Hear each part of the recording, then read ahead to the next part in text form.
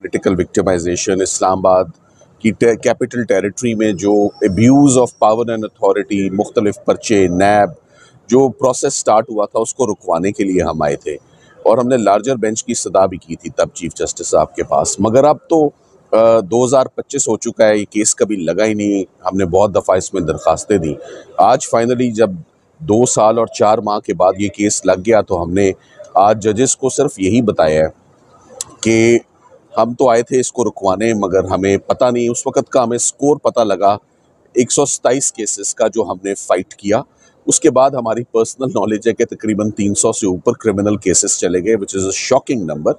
ये इम्पॉसिबल था to contest these number of cases, मगर इमरान खान साहब ने वो तमाम केसेस लड़े, उसमें हम तमाम केसेस में एक्विटल्स हुए, ज़मानतें हो गई या ट्रायल्स ही कभी नहीं शुरू हुए।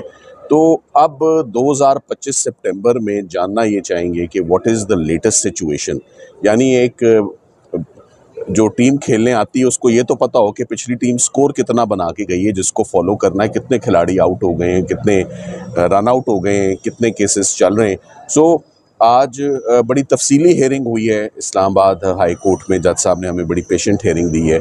उन्होंने फ्रेश रिपोर्ट तलब की है तमाम इदारों से कि इमरान खान साहब के ऊपर स्टेटस क्या है, कितने केसेस पेंडिंग हैं, कितने केसेस कंक्लूड हो चुके हैं, कितनी कन्विक्शंस हैं। और उसमें सिर्फ नैब की जानिब से आज ऑफिसर्स आए हुए थे, FIA की तरफ से कोई नहीं था और इस्लामाबाद पुलिस की तरफ से कोई नहीं था।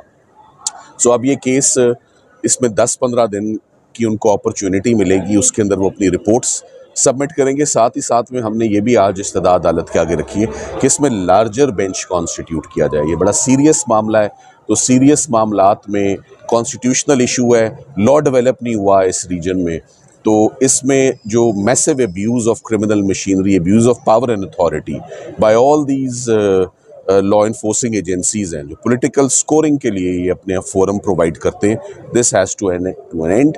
तो मेरा ख्याल है कि इंशाल्लाह ये आज एक पॉजिटिव डेवलपमेंट है।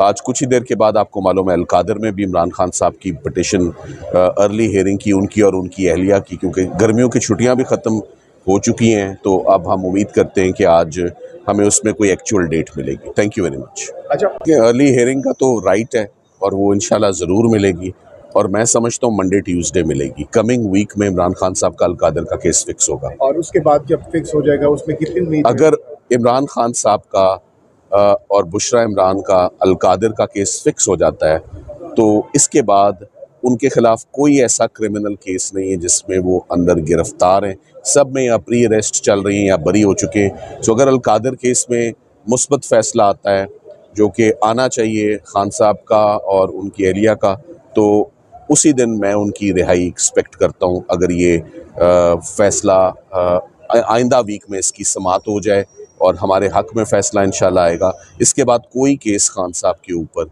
ऐसा मौजूद नहीं है जिसमें वो जेल के अंदर हों। यही बात आज हमने बेंच के आगे भी रखी है कि हम एक ही चीज़ करते रहें, केसेस ख़त्म करते रहें।